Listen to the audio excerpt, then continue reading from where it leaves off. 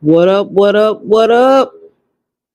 Listening, if you're listening to the replay of this live, be sure to punch that like and subscribe button and make sure you let me know and drop it below your 2 cents as we go throughout the video. Hi, welcome to the channel. I'm Jay, and this is our 2 cents where we talk everything boxing and everybody's entitled to their own opinion. In today's live, we will be discussing Wilder's farewell fight. Is Crawford getting special treatment? And Tank versus Frank, who wins? And whatever else comes up throughout the chat. Let me get a mic check. If you can hear me, can I get a 1 in the chat, please? If you can hear me, let me get a 1 in the chat.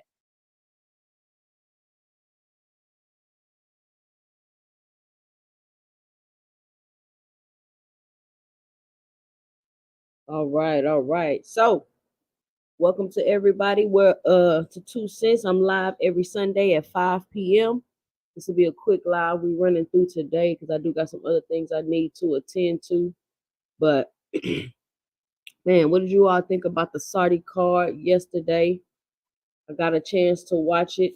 5 versus 5, Matchroom versus Queensberry. And obviously, Queensberry got that ass tapped. Eddie Hearn lost every single fight. And I always say Eddie Hearn is prone to getting his fighters in there and getting their ass whooped. I don't think Eddie Hearn do no type of matchmaking. Somebody just call him and be like, hey, we got this fighter y'all want to fight. And he'd be like, yeah, let's fight. So I guess it is what it is. But it was some pretty decent fights on the card. The Raymond Ford card was pretty good. That was a good fight. I thought it could have went either way. I actually thought Raymond Ford won that fight. It seemed like he was more of the aggressor. It seemed like he hurt Ball more times than Ball hurt him. But that's the thing about those Saudi cards, man. They can go either way. And that's why I be like, man, I hate betting on these Saudi cards because they can really go either way. You just never know. But I didn't think that Ball did enough to actually to take the belt. You know what I'm saying? But if anything, I think it should have been a draw at the at the most, it should have been a draw. But it is what it is.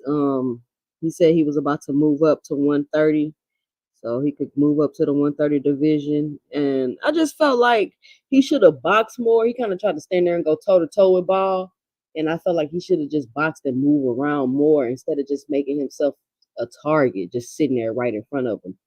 Barbara D in the building. What's going on, Barbara D? So that's how I felt about the Ford Ball fight. The Bivol fight, I mean, I seen at one point that Bivol was a minus 100,000 for that fight. So we already kind of knew how that fight was gonna go. I felt like it was good for Bivol to get a stoppage because it's a lot of people that say Bivol don't get no stoppage and he ain't knocked nobody out and all this stuff. So it was good for him to get a stoppage on his resume finally. So let's say what's up to the people we got in the building. We got Skills from New Orleans. What's going on? We got Noble Young in the building. What up, Noble Young? We got Barbara D in the building. What's up? We got Greets with Fire. What's going on, Greets? What y'all think about that card yesterday? Drop your 2 cents in the comments and let me know how y'all felt about that card. Now the Bivol fight was good, and honestly, I feel like Bivol, like I know he tired of waiting on Better Beef to fight. I'm tired of him waiting on. I'm tired of waiting on him to watch Better Beef to fight. I just need them to get in the ring, man. It takes these fighters too long to make these fights. And just like I got tired of waiting on Usyk and Fury to get in the ring and fight. I know they're supposed to be doing a rematch again in December. But who's to say that's not going to take another year and a half because of injuries and pushbacks and this and that? Like, listen, just let them fight. The IBF went ahead and decided to let Usyk go ahead and keep the belt for the rematch, which I think is cool. But if they don't fight in December, I don't blame any sanctioning body for stripping Usyk of those belts. I mean, he's had them too long. These people are literally holding up the division with these undisputed fights that they keep postponing and making everybody wait for. Let's just get in the ring and fight. Period. It is what it is. So let's get to, I'm trying to let some more people come back up in here before we get the chit chat going. What y'all think about that card? Y'all let me know in the comments. Let me know and drop it below your 2 cents. What you thought about that card from last night.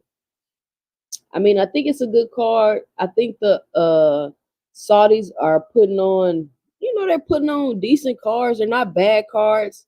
They're not the greatest cards, even though, everybody want to act like these are the best cards we've ever seen in boxing history. I mean, I feel like that's a reach.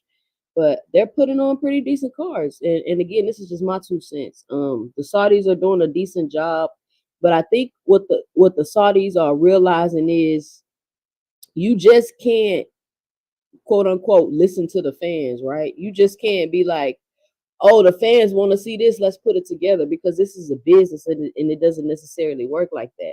And a lot of people keep saying, oh, the Saudis got unlimited money, like they just open a vault and go jump in and swim in it like they Scrooge McDuck, and they just got money that they can keep wasting and throwing away, when that's not true. Because if that was the case, why are these fights on pay-per-view?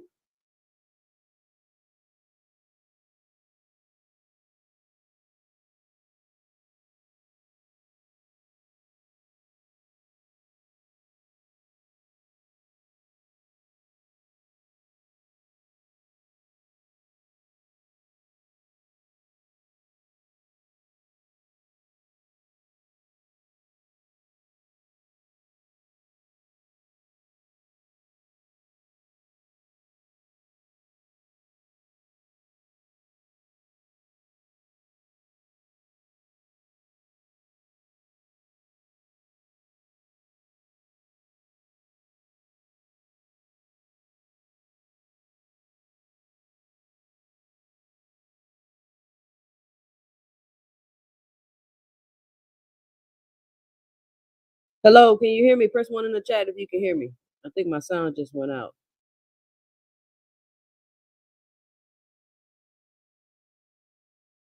So yeah, like I was saying, if the fights, if they had so much money that they could just pay the fighters whatever they want to put these fights on, why are the fights on pay-per-view? Why are they not free? Why are they not free? Barbara D say, I'm good, just loving your platform. Thank you, Barbara D. Greets say the cards was ass. You thought it was ass, Greets?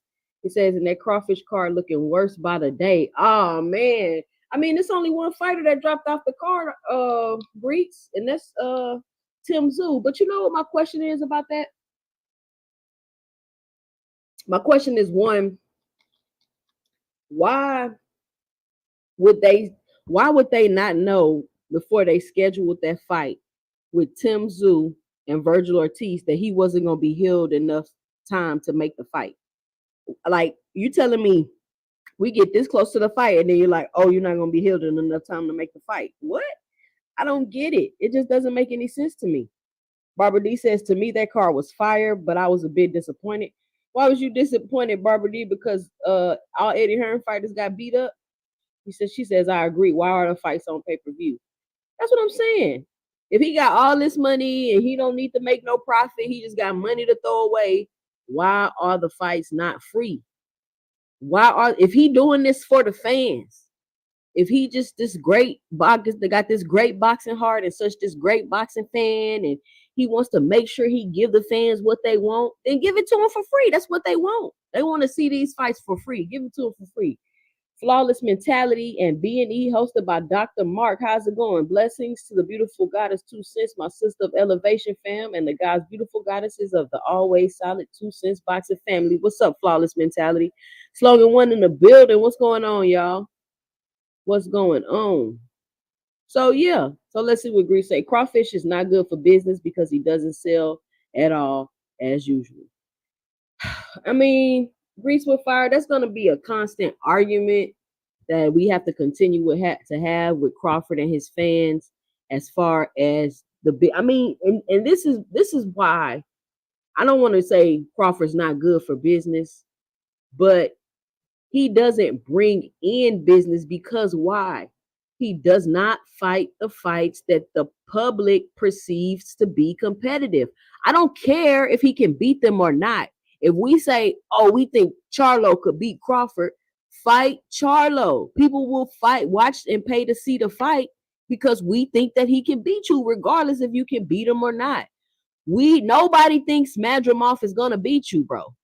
Nobody thinks Madrimov is going to give you I hear people saying it, but they just saying it to be saying it. The dude has 10 professional fights.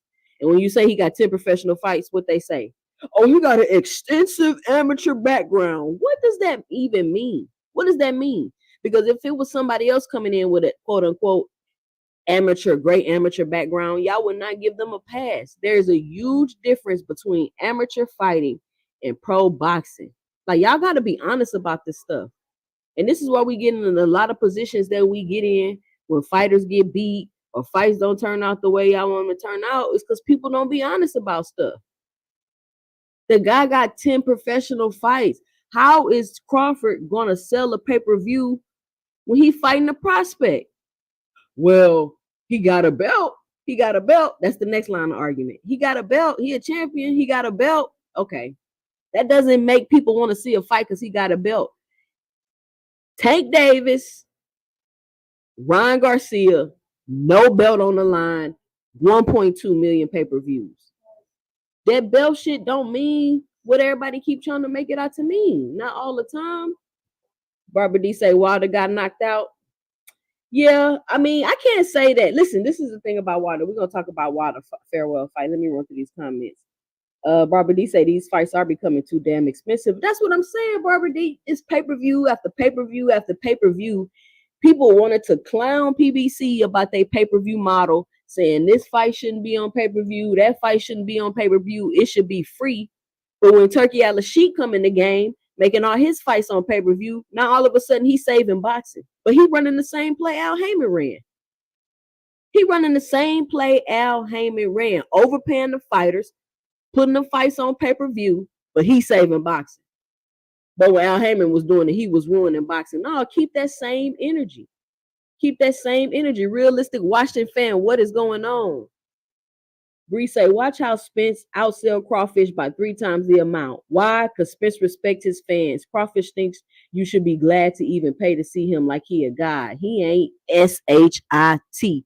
This is why people are gonna pay to watch Spence fight? One, the first reason they're gonna pay to watch Spence fight is because we want to see if Spence can make another comeback, right? I call Spence the comeback king. We want to see if Spence can make another comeback. Can he come back and overcome that beating, that brutal beating he took from Terence Crawford? Can he overcome that? Can he still overcome the ramifications from the car accident, the long lasting effects from the car accident, the things that stuff is probably doing to his body from the multiple car accidents that he's been through? Can he overcome that?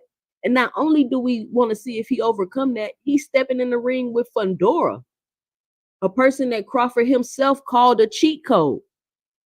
He called him a cheat code. See, the reason why Spence gets so much respect, even after that beating he took from Crawford, and everybody like, oh, he don't deserve a champ. He just got a beating. It's because Crawford is going to get in the ring and he's going to give you a fight that people perceive to be competitive, a fight that people don't know if Spence going to be able to pull it off.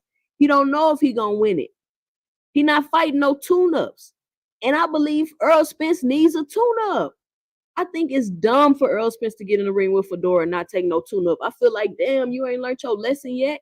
You still gonna hop in the ring. You still gonna jump in the fire and not take no tune-up. We don't know if you're gonna be the same Spence. We're not gonna know. We don't know if you're gonna be in there looking gunshot like Wilder was looking in there with Big Bang. We don't know. Hell, you don't know. But it is what it is. Sometimes your greatest strength can be your greatest weakness. And Spence is stubborn. He said, guess what? I ain't taking no tune-up. Fedora got the belts. I'm running straight to the belts. Earl Spence would never fight nobody with no 10 fights. Earl Spence would never fight nobody the caliber of Avanesian. He would never do that. He would never do that. He don't want to give his fans that. He said, I don't take tune-ups. I don't take fights where I'm just supposed to win. He said, I don't want to do that. I don't think my fans deserve that. They deserve better than that.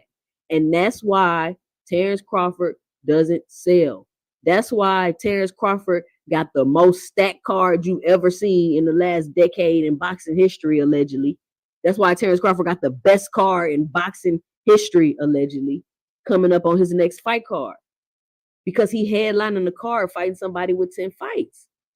Robert D said, I don't want to see you, Crawford, next fight because we pretty much know the outcome. Exactly.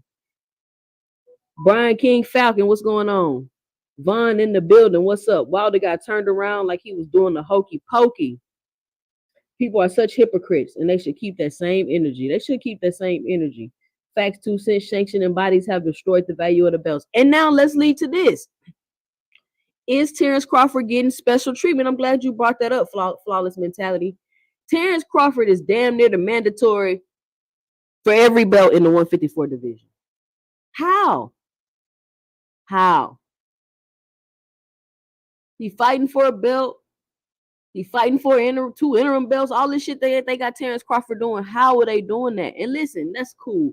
They want to fast track Terence Crawford to undisputed. I mean, it is what it is. It is what it is. We seen Lomachenko get the same treatment. It is what it is if they want to fast track Terence Crawford and do all this. But all I'm saying is this is the reason why some of these fighters don't even waste their time fooling around with these belts, because they don't want these sanctioning bodies taking money out of their percentages out of their purses, and they don't want these sanctioning bodies maneuvering and manipulating their careers. And can you blame them? Can you blame them? Why is Fundora getting stripped? Why is Fundora getting stripped? He told him, I got injured in the Tim Tszyu fight. Y'all seen that fight. It was brutal. It was a bloodbath. Fundora got his nose broke. Fundora got his nose broke. And what they say, oh, Fundora faked the injury. How? How did Fundora fake the injury? You seen the man nose get broke in the fight.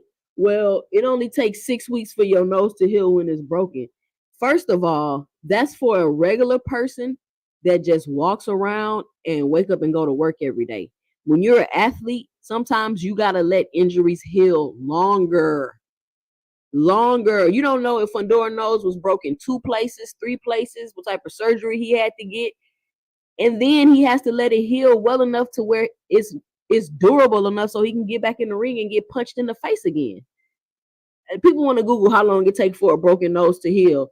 6 weeks. That's for a regular person, not for an athlete, especially not for a person getting punched in the face. Y'all gotta stop this ignorance, man. Y'all gotta think. And Barbara D said, I agree. Crawford does not respect the fans. No, he don't respect the fans. He said UK fans are better than American fans. Crawford don't care about his fans. I see Crawford on Twitter threatening to beat up his own fans. That man don't got no respect for his fans. He says, I'll pay to watch Spence fight anyway. I think Earl needs a tune-up too. Earl definitely needs a tune-up. JC in the building. What's going on, JC? Thank you, Miss Barbara D. She says 2 cents as usual. You were on point. I appreciate that. I appreciate that. Earl hard-headed. Earl is way too hard-headed. Listen. If Earl gets in this fight and he gets beat and we like, okay, it's cool, it's time for him to hang it up, it's all good to me. Because if you ask me, when Earl Spence came back 18 months later after that car accident and he jumped in the ring and beat Danny Garcia, his greatness was already solidified. If he would have beat Terence Crawford and became undisputed, that just would have been icing on the cake. But his greatness was solidified when he came back after that car accident and beat Danny Garcia and beat him into a depression. Because they thought that they was about to beat Earl Spence. Now, Earl Spence has made a lot of mistakes throughout his career. He's done a lot of dumb stuff, but who hasn't? Who hasn't? Greed say the only crawfish fight I'll pay for is Benavidez, like Mayweather said, since he won Canelo, crawfish dare to be great. This is the thing. I don't think Crawford gonna fight no doggone Benavidez, and I don't think Crawford will fight Canelo. I don't. I just think he was attaching his name to Canelo to be attaching his name to Canelo. When has Crawford ever been associated with fighting the best in the divisions that he's in? When? And what I don't understand is how you let Crawford fans tell it. Spence was flat-footed. Spence ain't got no head movement. All Spence do is a jab, overhand right. Spence was overhyped. The PBC perspective protected Spence, but that's Crawford best win. So I don't understand why the Crawford fans think they can have it both ways. Is Spence a good fighter and that's Crawford best win, or is Spence just overhyped and can't fight and that's not Crawford best win? And if that's not Crawford best win, what is Crawford best win? And if you think that Crawford was going to go up from 147 to 168 and fight the best in that division, I got a helicopter I can sell you. I just don't believe it. I'm not buying it. And I don't blame Canelo for not taking the fight because there's nothing in it for Canelo. Canelo has no reason to fight Terence Crawford. No reason to. It just doesn't make any sense.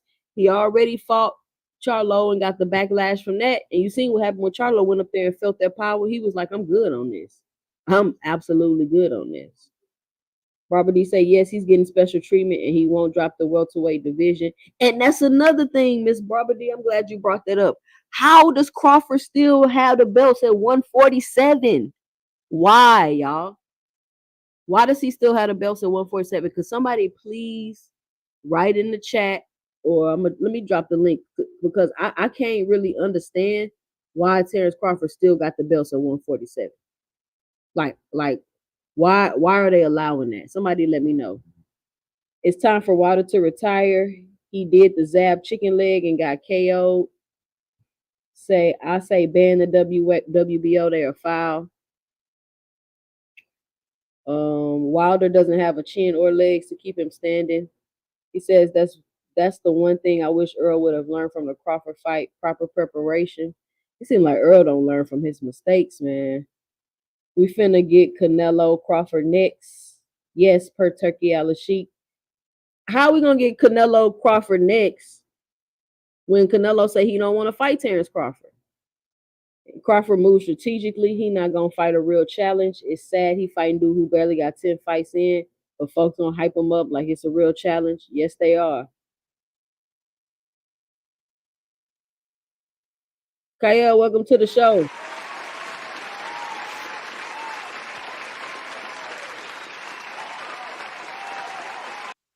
Hello? Hello? Hello? I can't hear you if you're talking. Okay, I guess he got to go back out and come back in. Said heard Canelo Crawford next for 2025. Don't want this fight, but looks like a done deal. Mini Mix, where you hearing that at? Shout out to Mini Mix in the building. Shout out to Don't Mess with Texas. Listen, if you haven't already, be sure to punch that like and subscribe button. Sub to the channel.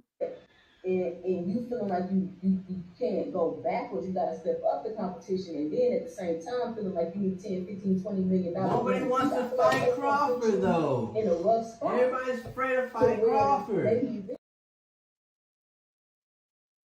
So make sure you punch that like and subscribe button if you haven't already. 2 Cents, can you hear me? Yeah, I can hear you. What's going on? Oh yeah, how you doing, Quinn? I'm doing good. How you doing today?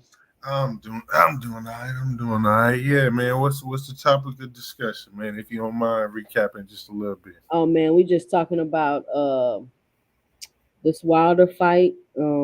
Talking about Crawford kind of getting all this special treatment and what exactly is going on with him and these belts, him being the mandatory to all the belts, him still holding the belts at 147.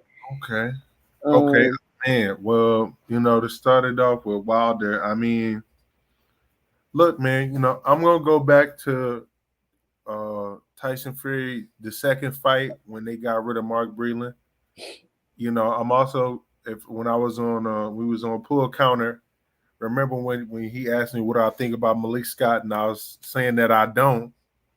Well, last night or yesterday is a prime example of why, I think Wilder, has went through the transition that he's went through. I'm gonna say it. Number one, he didn't have nobody to push him in these camps. He's been way too worried about, this character of the Bronze Bomber instead of putting in the work. I'm just gonna call it like I see it on that. Number two, I'm not gonna sit up here and act like he didn't get the water, the funny stuff with the water, the glove. He had all of that, most definitely. Hold on. H Money, what up? We got H Money on the channel. Yo, what up, so? What going on? What's happening? All right, go ahead, Kyle. Finish what you were saying. I'm gonna let you be up, H. Next. Go ahead.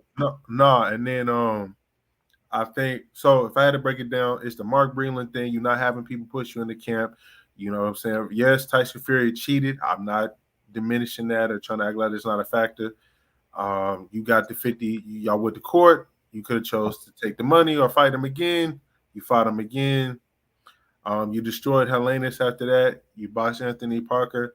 And I'm going to say this too. This is another reason why I was telling Pool Counter Boxing about, I think, the LBDC. I think the LBDC has given Wilder an illusion of a lot of things, and they never kept it real about him getting, him and his training and the situation and how he was moving. And this is what happened when people be sitting there gassing you up, telling you all the things you want to hear instead of telling you, hey, stop. If you ain't, I'm telling you about the decisions you're making and the best decision to make going forward. I mean, but this is the thing about that. I mean, like, I ain't got nothing to say about the LDBC, ABC, or whatever they call, but that shit don't even matter. Like, you as a fighter, you need to be focused on yourself. You can't be worried about what fans saying and what people telling you, because as a fighter, you should already know that could go either way. Once you lose, they're going to throw you out the window. And I think that those Fury fights did take a lot out of Deontay Wilder. You could kind of see in the ring that he was gun shy. But I was making it a point to listen to Malik Scott in the corner, and he was not giving Deontay Wilder bad advice.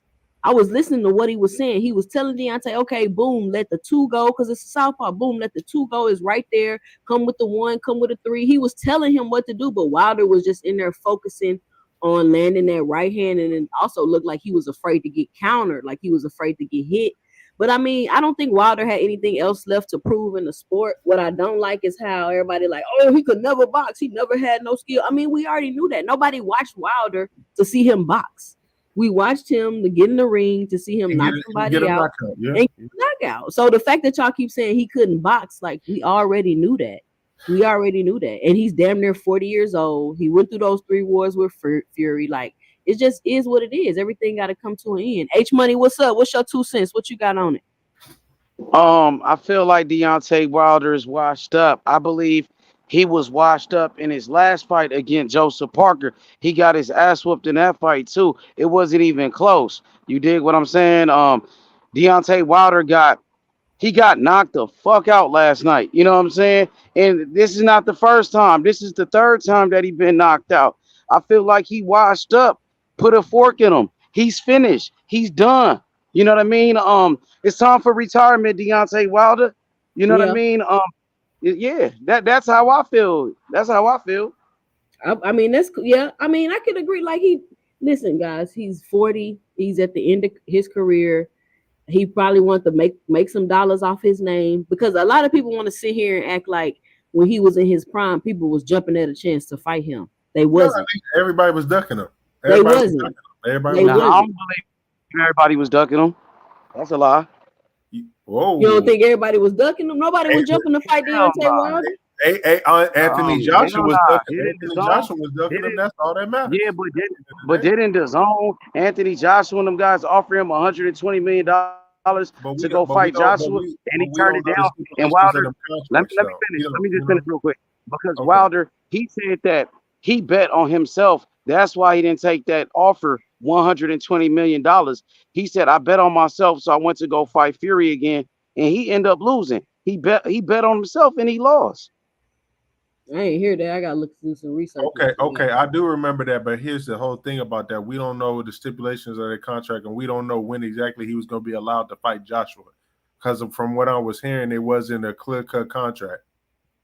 Bro, that was $120 million offer, his biggest payday. He turned it down and said that he bet on himself, and he ended up losing. Then not only to go back and turn around and sign with Eddie Hearn and represent the zone in Matchroom Boxing yesterday and get his ass knocked out. You know what I'm saying? So the man Wilder, bro, I feel Okay. like the somebody said there was a lot of people putting false narratives in his head. He had a lot of yes men around him. People don't want to tell the truth to Deontay Wilder or fighters like Devin Haney. I feel like Deontay, Here we go. yeah, Here we go. for sure. Yeah, for sure, man. Here It's we like go. too many yes men around him. Said too many fanboys, and Deontay Wilder starts to believe his own hype. That shit got to his head, and it happens to a lot of these fighters. That's what I was Deontay talking about Wilder, 2 cents with the LBDC. It was too much yeah, praise and all too much. Just I too mean, much. but I don't yeah. think fighters should be falling victim to that. You get what Queen I'm A, saying? but it's hard. But see, here's the thing: it's the way that it's been done, particularly for Wilder, and I guess you could say Devin Haney. The way it's done for them, like they making it like, oh man, they rebellious fighter fighting the system. We support them, win or loss, da da da. That's cool, but y'all not keeping it real about. Well, I can't say for Haney because it's a whole bunch of. But you're not keeping it real about. Hey, Deontay, it's a wide gap in your skills as well, brother. But It's that's a what I'm wide saying about the skill thing. He never this is the thing. When you got a fighter with certain attributes and stuff, Mhm. the skill don't matter because my attributes can overcome your skill. And that's the same thing I was saying about Ryan Garcia. He got attributes that make up for his skill loss, his skill gap. Wilder got this crazy right hand that no matter how skilled you are, nigga, if I catch you, you out of there. I don't really need to be in here just trying to be the Muhammad Ali of the heavyweight division. Not at all. Will it catch up? Absolutely. And you've seen it caught up. But that could be we've for a also plethora of seen reasons. Wilder do, but like my whole thing is we've never seen Wilder go in there and be Floyd, but we've seen him have better technique and put himself in better positions than what we've seen in these last two matches. It's not just yes, he's falling off. Yes, the right hand's not hitting like it used to. But the whole thing is we've seen him have at least decent skill to just not go at that at all. And I think a lot of that has to do with, you got a yes man coaching you, man.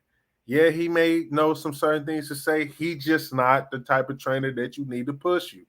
It's just like you could just tell for even from what you're hearing in the background of the camp, like Wilder controlling everything, not taking Mark Breland serious, the other little white dude, everything. That's what I'm saying. Everybody like, oh, he should have kept Mark Breland. He ain't listen to Mark Breland either. Robert Fulton, what up? Thank you for joining the chat.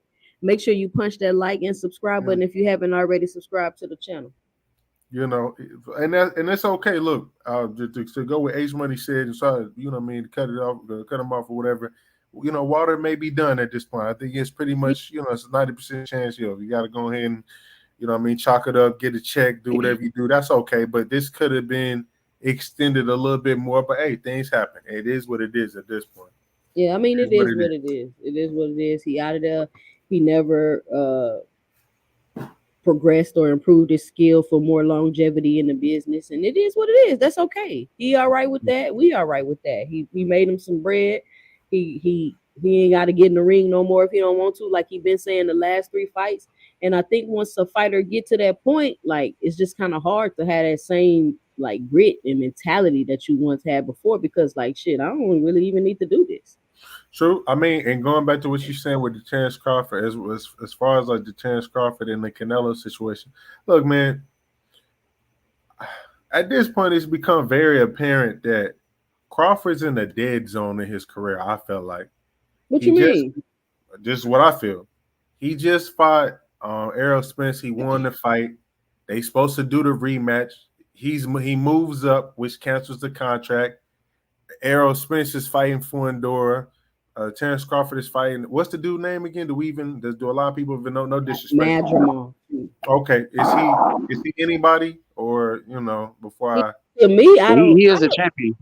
okay, He's a he's champion. a champion, so He's a we'll give him champion. that. He got 10 fights and an extensive amateur career, apparently. Okay, so he's gonna go in there and get a belt. It just seems like to me, Terence Well, he's Crawford's in undefeated. I don't think that fight gonna be a walk in the park for Terence Crawford. Man, that Who fight gonna might be he a might walk in the upset park for Terence Terence Crawford. Crawford, So, bro. Did I'm you see? that Have you dude got seen power too, Madrimal man. fight? Man, he Yeah, cannot, I've been bro. He watching got my too many jamal. gaps. He got too many gaps. Nigga, drop his hands and come forward. Got good head movement. He got way too many holes in this game. He H. got power though. He awkward That don't too. mean nothing. All right, yeah. you So gonna see. like even with that, we got another Mean Green situation where you got a dude that you know if Terence Crawford plays to his talent instead of rising up to the occasion to who he is, it could be a little weird situation, but he's in the dead zone to me. It's like, who does he fight that gives him the credibility and the money that he wants at this point? It don't seem like he want to fight Boots. He just needs to fight the fighters that the public perceive to be But competitive. he don't want to do that. That's he whatever we want, he don't want to do that. He's shown that time and time again. He don't want to fight Jermell Charlo. He said after the last thing, "Oh man, I don't even want to fight him." So taking and Jermell really don't want to fight him either because Jermell may seem a I little think scared. Jamel do want to fight him. Nah, his energy wasn't the same. Like, look, I love Jamel, but his energy wasn't the same when they was like, "Yo, you want to fight Terence?" After he beat on Errol Spence, he wasn't doing the rah rah like fight him. If I win this, he didn't. Because he's scared, bro. He's scared of That's what I'm Crawford. saying. He seems scared, so it's like I don't really know if he want to. So Jamel don't want to fight him. If Terence Crawford fight Canelo, that's a cash out fight because we all know Canelo gonna win. He gonna get cashed out, take his check, and ride to the sunset. That's exactly what's gonna happen. I just don't see that Canelo fight happening, bro. Like, why? Why? It just don't Hey make man, we didn't see COVID happening. Sometimes it ain't what you see is what happens. sense. Right? And because the thing is, I understand. And your mind for Canelo, it's like, why would you do it? But it's Canelo. And Canelo, mind, hey, I whooped another one of them niggas that y'all keep bringing up, them black guys that I stay whooping on, taking belts and taking money. It's cool with me.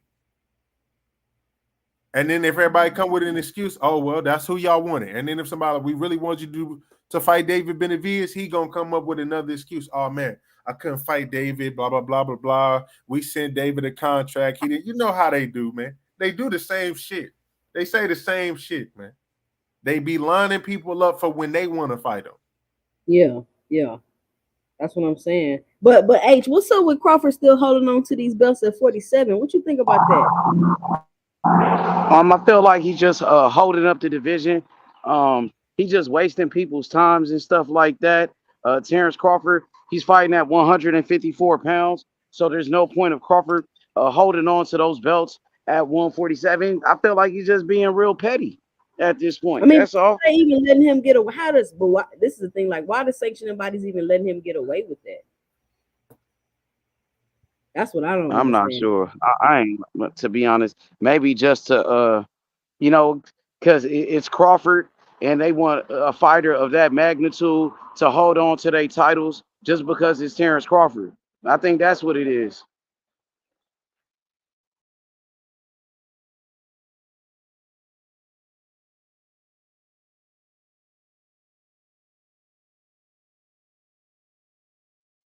Yeah, yeah. But hold on to them for what though? I mean, they not making no money. Are they still gonna get like cuts of the money or I don't know. I just don't get it. Two Sis, have you heard anything about the Sheik trying to, I guess, make the boots in the Terence Crawford fight? Have you heard anything about that in Saudi Arabia? I was hearing that in the beginning, but then it kind of seemed like that talk kind of went away. So I don't think that's the only reason I'm like, is this why Crawford keeping those belts? Because he gonna end up fighting Boots? Like that's the only reason I could see him holding on to those belts. But then I'm like, can Crawford even get back down to 47? Because what other reason would Crawford have to hold on to the belts? Your guess is as good as mine. Look, that's what I'm saying. With Crawford, he's in a desert. We don't know what. I don't think he even knows what he wants to do at this point. I think that Errol Spence situation, because they didn't do the rematch or whatever and all that, I think he's just kind of grasping. That's why he took this fight. It's kind of like it's a busy work fight. It's like, this is what I think, because this is my 2 cents about it. I felt like Crawford took that Avanesian fight in the middle of negotiating with Errol Spence because I think he felt like they were going to make Errol Spence fight his mandatory, which was Bruce Ennis, right? Okay. So now I'm like, even though Madrimov, quote unquote, a champion, I'm like, did he take this Madrimov fight so Spence will have to fight Fundora, and then they're just gonna strip Fundora of the WBO belt, I think it is, and then he's gonna be the mandatory for that WBO belt. Now he be fighting an easier fighting for a vacant belt. Because a lot of people are saying, well, Terence Crawford didn't want to sit around and wait because Fundora faked the injury and all this stuff, but why couldn't he just wait till October? He fighting in August. That's a good one. So Fundora has the belt, right? Yeah, Fundora got the WBO and the WBA. So if him and Spence is supposed to fight when, in October? In October. So if Spence wins, does he get the belt? He gets the WBA. Okay, so if he gets the belt, wouldn't that mean that Terence Crawford being in the division, he would have to fight Errol to get that belt or whatever? Yeah, but he would have the other three. He would have the WBC, I think, and be interim for the other two belts.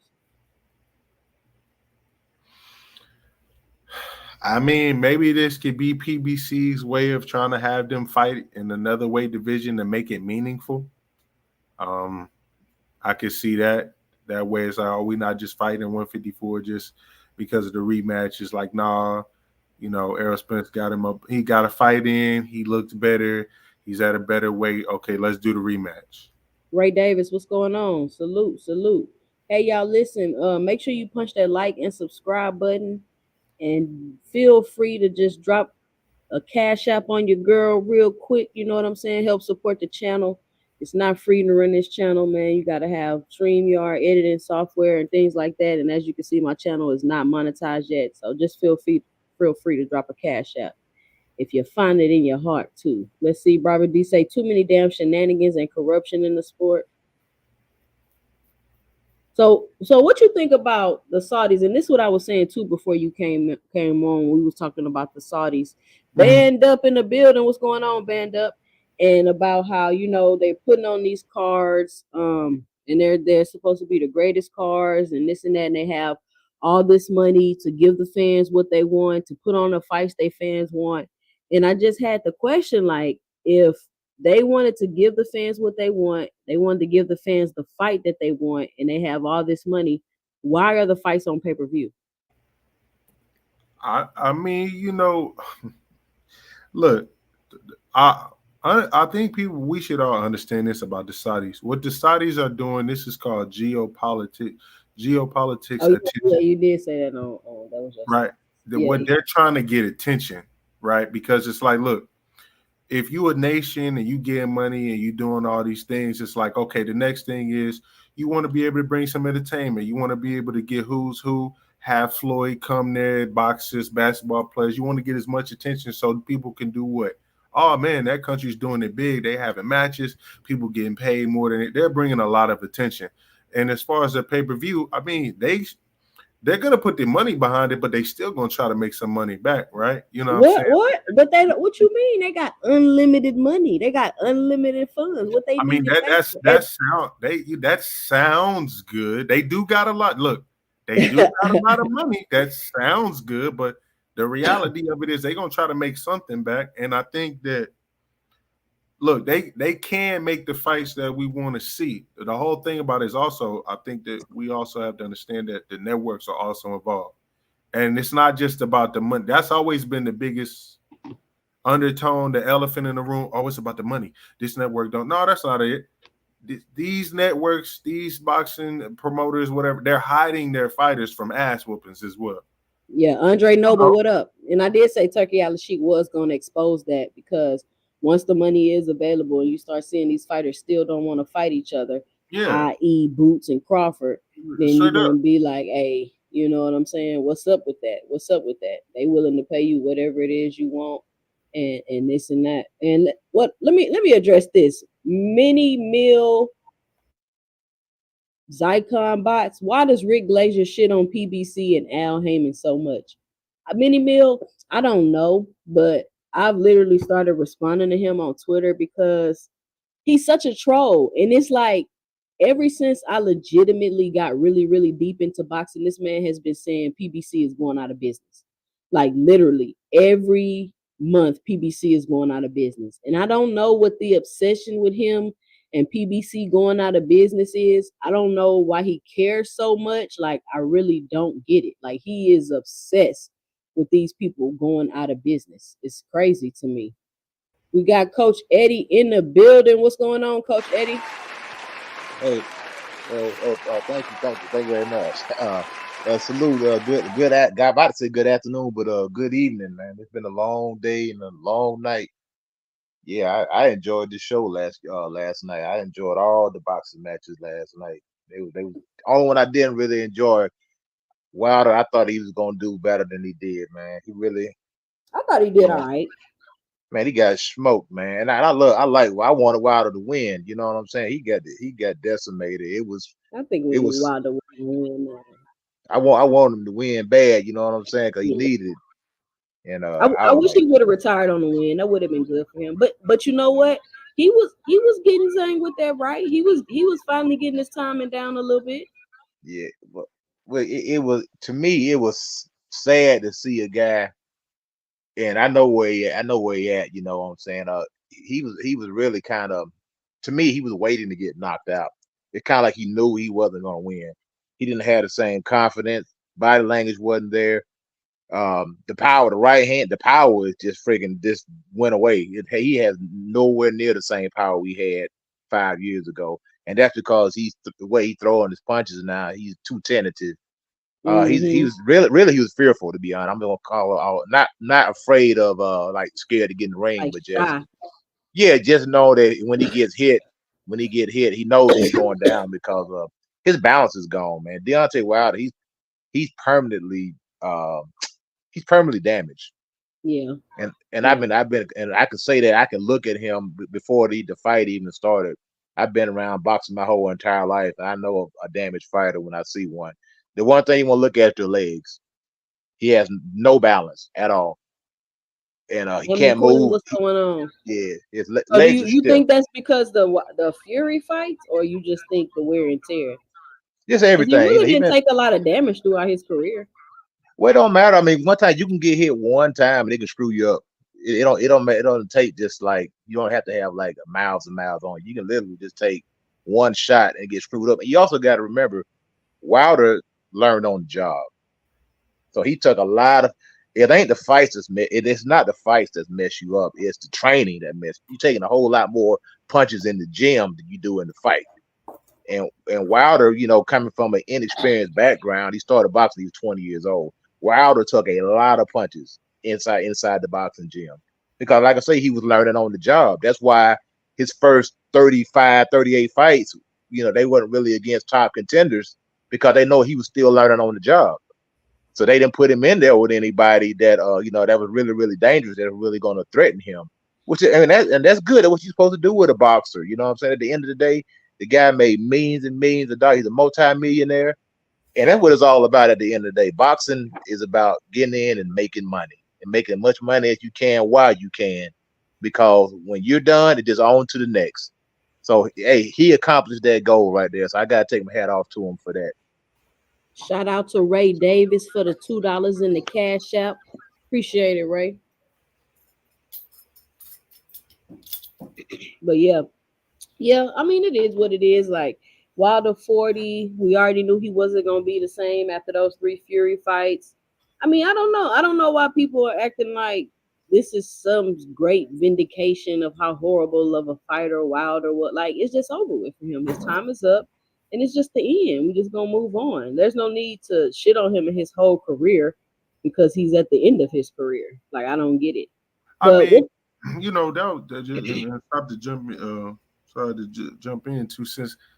I mean, I feel like a lot, or I think and feel a lot of that came with the whole situation of people been waiting. Like that's kind of what the whole undertones of uh, the Fury Deontay thing was, right? If you lost, we was gonna see how you came back from it. Once people saw, okay, you lost to Anthony Crawford, then the haters come in. Now they finna overcome in and say everything. Oh man, he was never really that good in the first place. He wasn't that good boxing, blah, blah, blah, blah, blah. Like we saw this coming. That's why with the Fury situation after the second fight, I felt like he should have played that a little bit better in terms of look, y'all know he cheated. He damn near beat your eardrum out. They poisoned the water. They did all these things. It's probably best for you to come get on up out of that and try something else. But much gratitude towards him. He went back for the third fight. Lost, got knocked out again, and just like I feel like those two, Tyson Fury, the second fight and third fight is what took everything away from Deontay. Like those was brutal fights, and then the haters is gonna come. yeah, Like, he looked slow too. Like I seen that right hand coming. He looked real slow in that Zane fight. He just done, y'all. And then we about to see what's going on with Earl Spence. And I mean, I don't know what people expecting out of Earl, but we don't know what to expect if he gets. what are you expecting? To go ahead, drop it. What do you expect? I don't know. I don't know. I mean, is he gonna be gun shy like how Deontay was looking? Like I don't really know. Like he did take a brutal beating in that fight, but at the same time, I do feel like just something was off with him. Like he wasn't himself. I don't think we'll ever see 100% Earl again. Like that's out the window. But if he can come back, maybe 80, 85%, maybe he could put on a few more decent performances. But I really don't think so. Like, but I mean, hey, he gonna get in there one last time, and it doesn't seem like he's going to be too hard headed and continue fighting because I did see that he tweeted that this might be the last time we see him. So, oh wow, so he not gonna get the rematch with Terence? I guess it depends on how you look in this fight, which will make sense. All right. I mean, it don't make sense to do a rematch with Terence if you 40% of yourself in the ring. You know what I'm saying? Hey man, boxing has went through a weird phase after COVID, man. So I'm so disappointed. Like even with the Charlos, how they both didn't win. Because I'm from Texas or from Houston, everything that's done happened to them. I'm just like, man, I did not see all that. Old dude having problems with his girl, letting that affect him, and then old dude just going in there and being a I punching mean, the bag. Charlos always been their own worst enemy. Hmm. They always been their own worst enemy. I mean, they always been chaotic, but we kind of liked it that, man. Like they brought that energy. Boxing is kind of like this, and this is for all fighters. If you know the game, game of boxing. I know y'all know the game of boxing, but boxing is about perception, and it's about creating a product that the people are going to get behind and they're going to buy. And like I said, a lot of these guys, yeah, they are good fighters. When they start making millions and millions of dollars, then they get a little civilized. When they get civilized, they stop, but they don't want to train as much. You know what I'm saying? And now they're getting inactive. They're only fighting twice a year, once a year, stuff like that. That's what kills the fighters right there is, the inactivity. But not only that, if you got a good fighter, and all of them do this, every last single fighter, when when you got a fighter, you actually map out you map out his opponents. You write down his next 10 opponents right from the start. So both of these guys' careers, they're moved to make them look good. Make sure you put them in with people that's going to make them look good because the last thing you want to do is get your product beat. You Yeah. want to you want to keep them looking good. You want to keep them winning because that's what a manager does, and all of them do it. From Canelo, Terence Crawford, Tank Davis, Shakur, Devin Haney, you can Anthony Joshua, Deontay Wilder. All the fighters do that because at the end of the day, if you get a guy beat too quick, you ain't gonna make no money off of him. So you got to Right. keep them winning. Got to keep them winning, and then when they Claymore get Rain in the building. What up, Claymore? Salute, salute, salute. 2 cents. Salute to the panel. How you guys doing this evening? what's up, brother? Doing good, doing good. Coach Eddie, finish up. Yeah, yeah, like I said, so you wanna keep the guys winning, man, and that's what it's all about at the end of the day. At the end of the day, you want to make as much money as you can, keep the guys winning. It's all about public perception, you know what I'm saying? And then once you get towards the end of your career, then that's when you start putting the big fights together. You know what I'm saying? You start putting the 50-50 fights together because you can look at everybody's resume. You can handpick, you can comb through everybody's resume. A lot of guys, these resumes are filled with, guys that aren't that good or on their levels a bunch of 80-20 fights, 90-10 fights, stuff like that. So it's rare to see a whole lot of 50-50 fights on a guy's resume. Yeah, that's You true. know, and that's just the reality of boxing. I know as fans, yeah, we want to see this, we want to see that, but the business is always going to So, take so, precedent over what we so see. I'm gonna ask this question, and I'm gonna let Claymore get the floor. That whole we want to see the best fight the best. That's a false god. That's a myth, right? That whole best fight the best in boxing. Would you say that, Coach Eddie?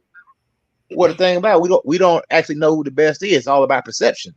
We could think a guy's the best, but like a guy can come out of nowhere, like that guy Biffle. It always does this when That somebody he had trouble with that guy for the drops in the first five or audience. six rounds. That guy was giving him trouble. We never heard of this guy before until he figured him out. So there's a lot of guys out there that don't have names that'll never get an opportunity that can give you fits.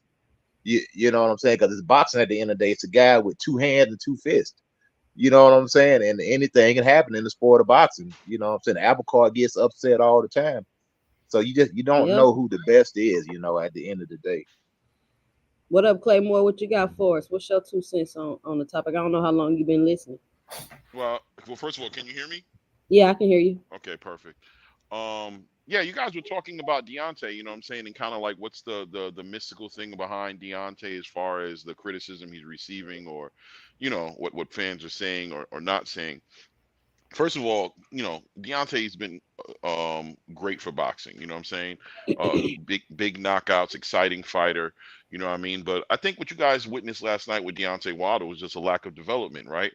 At the end of the day, it's one thing to pick an opponent for your fighter based on developing him, right? Like making the level of competition go up and up and up in the spirit of developing him to a point to where he's going to challenge for the biggest show of his life, the unification or undisputed titles or whatever have you. But I think what you saw in Deontay Wilder was that at some point in his career, he didn't develop anymore, right? He stayed behind a powerful right hand that we can all acknowledge was probably one of the hardest hitting heavyweights that I've ever seen, or at least in the same conversations of like a Mike Tyson or George Foreman, people of that nature. But he just never developed, right? He never actually developed the actual fundamentals of boxing when he got to this point in his career to where we could say the killer instinct in him was quelled a little bit, where he didn't have that in him. Where years ago he was talking about potentially putting a body on his record. He didn't have that in him no more. And like positive vibes towards him for that, because you shouldn't want to kill anybody, but still, that was part of who he was, and that was part of what he brought to the ring that made him so dangerous. So when you don't have that anymore, that killer instinct anymore, you need to have something else to rely on that's going to carry you through certain fights. And what is it going to be? It's boxing skills. And he got left naked when it came to that, because he didn't have the killer instinct anymore, and he didn't have the ability to do anything else. And then Malik Scott coming in there trying to all of a sudden change him into a boxer kind of ruined him a little bit, in my opinion, as well. He just wasn't able to meet the standards that Malik Scott had out there for them. So what are people saying? People are saying you're going to get exposed in this game. When you get to the biggest shows in your life, I've said this before, it's going to be the intangibles that make the biggest difference. And the intangibles for Deontay Wilder was his lack of development. He never developed into the boxer he needed to be to compete with the likes of an Anthony Joshua or a Zhang Zhang or Alexander Usyk or Tyson Fury or any of those guys at that top level who are fundamentally sound. They might not have that God-given gift of power that he has, but they're so fundamentally sound that they can compensate for those areas and ultimately give you the result you saw Saturday night with Deontay Wilder. Well, let me just drop my 2 cents about that, and then I'm gonna let Mr. Moss get the mic. We got Mr. Moss in the building. Salute What's two going on, cents. Mr. Moss? Oh man, But thank you. just to kind of not push back on what you said, Claymore. Like, I do agree with everything you said. You absolutely right. But I think when you have fighters with those type of attributes, I don't think that Deontay Wilder ever intended on getting any better, right? I just kind of felt like he felt like, I'm just gonna ride this out to the end. Um, if Malik Scott were to be able to get with Deontay Wilder and do increase his boxing skills and made him a better boxer, I feel like that would have made Deontay Wilder one of the greatest heavyweights of all time, in my opinion. If he was able to develop and learn some boxing skills this late in his career and add it to that powerful right hand. But I think it was obvious that he never intended on becoming a better boxer. He just relied on his attributes. And when you have fighters like that, you just see when the time is up. When it's up, it's up. When it don't work no more, it don't work no more. And so his time is up. Clearly, could he have more longevity in his career if he would have worked on those things? Possibly, but I mean, obviously that wasn't a priority of his. What up, Mr. Moss? What's your 2 cents you got on the conversation? Oh, how you doing, two cents? Always enjoy your podcast, your insight, through to all your guests on the panel. This is a great topic. Okay, I mean, let's just be honest here, right? I mean, we're talking boxing, and so my biggest thing with, well, first and foremost, Deontay Wilder has no reason to hang his head. He accomplished some amazing things at the heavyweight division. Obviously, the amazing knockout, started late in boxing, and so that alone he gets praised for. But then again, I'm a big fan and I'm a big component of technical boxing. And there should be some type of self accountability and self awareness, knowing your strengths and weaknesses, right? And so as he got longer inside his career, what changed? His output drastically changed. I don't know what that came from. Even before he lost to some of these guys like Tyson and Joseph Parker, his output was decreasing by the fight. And so your panel made a great point. You take more punishment in sparring than you do in the actual fight. You know what I'm saying? And so I don't know where that came from. And power can only take you so far in the sport of boxing. That's why I respect Gervonta Tank Davis, because he's more of a well-rounded boxer, and he understands that if I can't land the left hook, a la Deontay landing the right hand, then I'm useless. And my thing is this, right? We knew Deontay had dynamite in the right hand, but he never set the punch up the right way. He can't fight on the back foot. He can only fight going forward. He doesn't slip punches very well. He doesn't counter punch, right? He has bad foot movement, right? Even when he walks guys down, he's not cutting the ring off per se. He's following guys around the ring. And I thought we would have learned our lesson from Mike Tyson. As good as Mike Tyson was, two cents, when you took him past a certain amount of rounds and you made him box and the power was decreasing within the rounds, he was easy work. Jab, counter. I mean, we seen it. And so for me, I agree. Deontay's had an awesome career and he's done some amazing things. But the thing is this, and this is why, you don't need guys in your corner as yes men. Because to me, I'm curious to see if there were anybody inside his corner, if it was a cutman, a trainer, assistant trainer, family members who told him no. Hey, bro, you need to work on this. No. We're not. Listen, you need to work on this. And for him to go to Malik Scott that late in his career, and for any boxing fan to expect any change, that's just pure delusion, right? Boxers are who they are at this stage of their career. You're not going to ask a counterpuncher who's been boxing, 10 to 15 years to all of a sudden, be first, lead. Like, that's not what they do, right? And so, again, like, I'm curious to just know behind the scenes what was going on here. Where was the technical, teaching in his corner? No adjustments. And again, I mean, come on, man. I mean, that fight yesterday, that dude ain't no hard puncher. No. Take that back. He's heavyweight, so he is a hard puncher. What I meant to say was he ain't no class A fighter. Like, Deontay was scared to even throw punches. And homeboy said the best. And excuse me for not saying your name, man, but he was scared to get hit. It was like he was fighting just to survive. And he fought the exact same way versus Joseph Parker. You feel me? On the back foot, getting walked down. I mean, come on, man. And so I'm more disappointed in the skill set. I'm not impressed with a heavyweight with fucking dynamite in his right hand, because that's to be expected.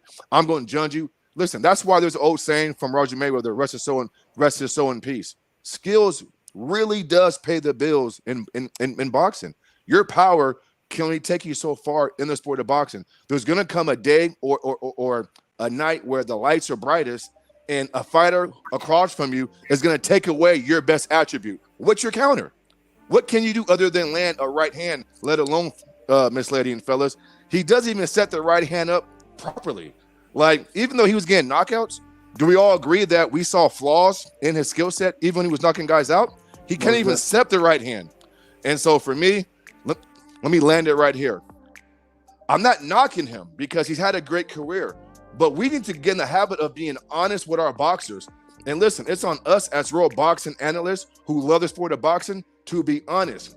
I'm not praising a boxer who is lacking fundamentals and skills in the boxing ring, especially at that division where one shot can just fucking change your whole life.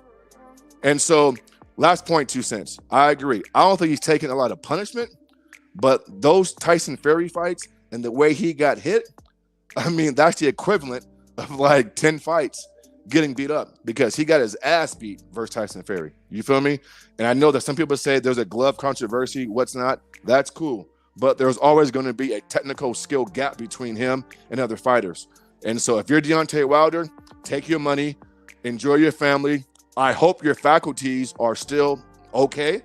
And it's okay. Go enjoy life, man. But again, though, Deontay Wilder had no business being mentioned with some of the greatest heavyweights. Lennox Lewis, I mean, his name was being brought up with some of the best heavyweights ever. And I'm saying, why? I mean, the competition isn't really what y'all think it is. He's getting away with easy competition, guys you can't take a punch, and guys aren't taking away his best attributes. I judge fighters. When I take away your plan A and B, do you have a C and D? That's how I judge fighters. I don't judge fighters off of one-hit knockouts because you're fighting lesser competition.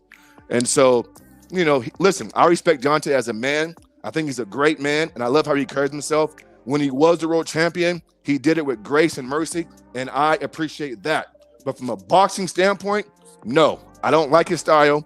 I think it's pathetic. I think he should be embarrassed because, again, where is the self-accountability and the self-awareness? I don't like it, man. And I'm not trying to brag or nag the guy, but we got to be honest in our assessments. He wasn't a good boxer, and we knew this was going to come. I mean, us real boxing fans, we saw this from a mile away. I mean, at least I did. So that's all I got. All right, Mr. Moss, bringing that heat. Anybody want to drop their 2 cents in rebuttal, respond? Because, I mean, that's some good points you made. I will say this, not to necessarily rebuttal him, but I want to say that let's not, because I feel like people are going a little far. Let's not get it misconstrued. I feel like if Dante doesn't fight Tyson Fury and have the situation, if he didn't fight Tyson Fury and he fought all those other people instead, I think he wins all those fights. He just can't beat Tyson Fury. I think I he str- beats. I Hold on, strongly bro. disagree He with can't that, beat brother. Tyson Fury. He can't beat Joseph Parker, and he can't beat a C-class fighter in Zhang Wang, bro. So, I mean, isn't the measuring stick and the goal to fight the best? I mean, that's the goal, right? And But so, if he I'm can't saying box that Tyson Tyson. Fury, I'm then saying what are we saying? if he doesn't have those wars with Tyson Fury, everybody else is going to sleep. Everybody else is going to sleep. So How do you know that though? How do you know that though? Hey, everybody else with Tyson Fury is going to sleep. It's like I get it. He lost. We He's can't got say beat that, down. man. Come on, He's man. at the You end know of we his can't say that, career. man. People We wanna be can't say that, man. disrespectful. I get it. Everybody else is going to sleep. We can't say Well, that, man. why didn't Joseph Parker fight him earlier in his career? Because he would have Because it wasn't a big money fight, 2 He cents. would have Listen, went to sleep. Joseph Parker wasn't the big money fight. I mean, Deontay fought Severn, Luis Ortiz. Now, why would he fight Joseph Parker, a nobody at that time, compared to Ortiz, Severn? I heard he wanted to fight Joseph Parker though. Joseph Parker does See, now I feel Listen, like I agree. Listen, I agree. I think history. Severn is a nobody. Let's be honest. The reason why Deontay fought Tyson in the first place is because nobody else wanted that smoke. He was a cherry pick. Tyson Fury was 400 pounds, dude. No, he bought him for the Tyson money. Fury was 400 pounds, man. They thought it was an easy fight. Exactly. That's the only person he could fight. Anthony Joshua. You can't even say Wilder's. But wait, somebody tried to tell me that Deontay Wilder turned down $120 million to fight. Yeah, he did turn down that. But at the time, he wasn't. He wasn't trying to connect to Eddie Hearn. It was a lot of political things going back and forth to why he didn't do that. It's the same reason why PBC was willing to give Anthony Joshua $50 million, and he turned that down. Yeah, that confirmed. But I got my hand raised when next. I got Wait, somebody trying to talk? Play, is that you? I think it's me. My bad. Yeah. Can I? Oh, you sounded like a robot. Go ahead. You sounded like a robot. I sound like a robot for real now? No, you don't know more. You did though when you was first trying to talk, but it cleared up. I got that great internet. That's why. Nah, just look, man. There's a million different stories and ways we can speculate when it comes to this, but I think it's fair, eye test wise, to acknowledge that this man never developed properly as a boxer.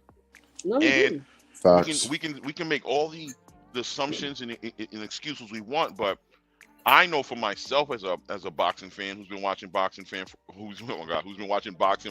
for a while now, that this was inevitable, that he was going to run into when he fought Tyson Fury. I didn't even think he was going to win that first fight. He pretty much lost that first fight until he knocked him out damn near and then turned it into a draw, even with that knockout, right? So we all knew that once he got into the ring with somebody who knew how to neutralize his one strength, right, that he was going to have issues dealing with the heavyweight division. He came in last night 214 pounds, skinny legs. We know outside of the power that he produces that didn't even look right in the ring with him and Zhang. It didn't even look right for them to be in front of each other. And he had no boxing skills to sit on. All things, what's up? It just is what it is, man. Like I said, salute to that man. He was able to make a lot of money, take care of his family. I hope his business ventures are successful. But as far as the boxing conversation is concerned, when you talk about the Mike Tysons, the George Foremans, the Holyfields, the Lennox Lewises, this guy's not in the same conversation as those guys. Well, I'm not sure why you're using Mike Tyson for, bro, because I put Mike Tyson in the same category as him. I think Mike Tyson is the exact same thing. Mike Tyson has skill, listen, man. Mike Tyson.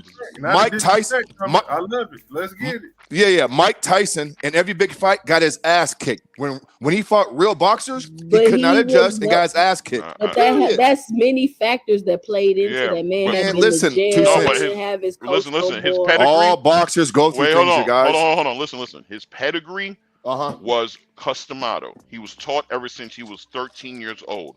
Brother, just because you didn't see it inside the ring because of the way he approached boxing after Customado passed away, and he didn't want to show you the things that he learned. His pedigree was at a high level. He was taught from the legends. You know what I'm saying? He learned. Bro, listen to what you just said, bro. Wait, hold on, bear with me. Okay, my fault, bro. Go ahead. He lived in a home with a trainer who trained Muhammad Ali, right? Who worked with Muhammad Ali.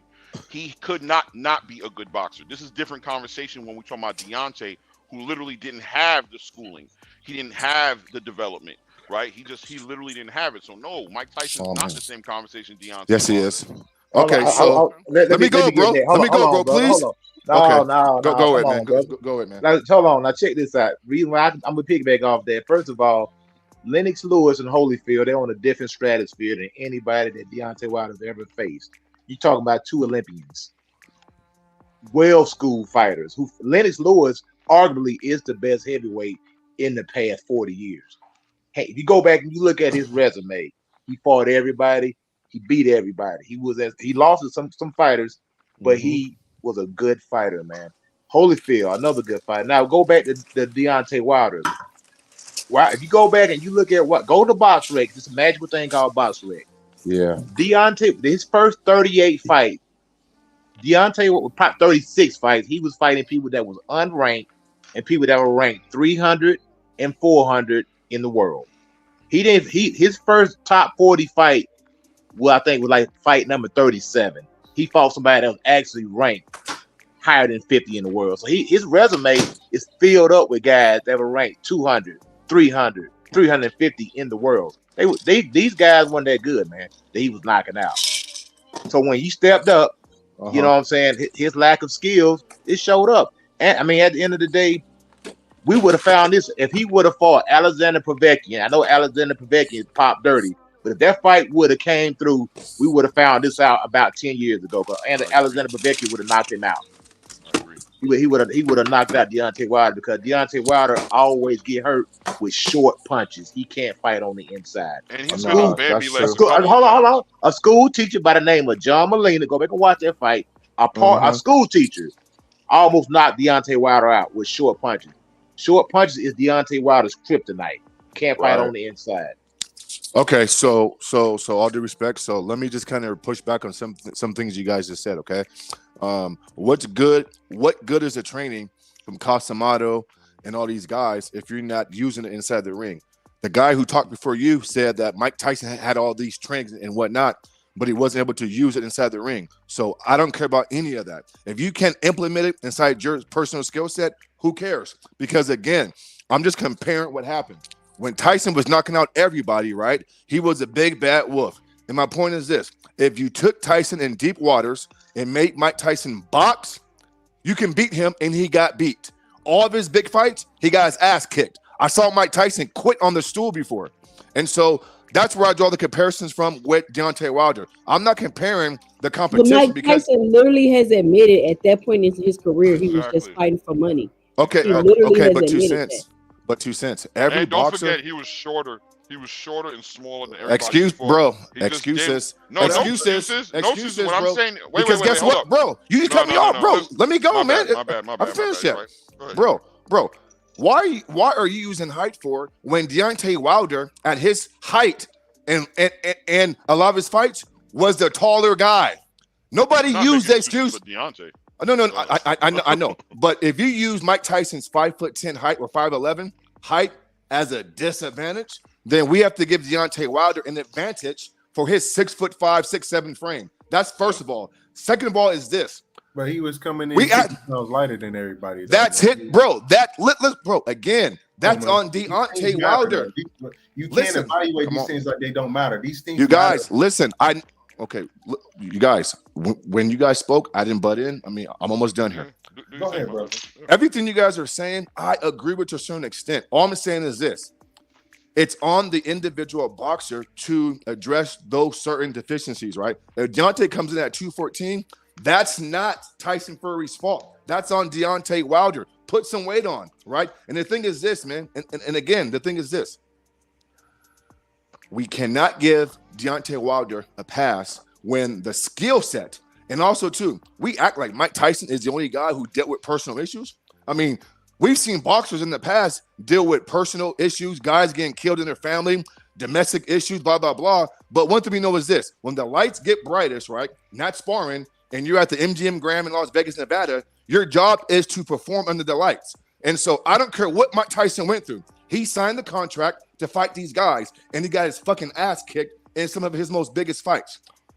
All I'm saying is this, 2 cents, and promise, this is my last point here. if you took Tyson into deep waters, right, and you made him box and say, Tyson cannot land the left hook or go to the body and really just overwhelm you, and you had a good jab and kept Tyson on the outside, you can beat him. You want to know why? Because even though Tyson may have got the teaching and the training at an early age from Casamado and whoever homeboy said he got it from, we never seen Mike Tyson implement it in the boxing ring. So who cares?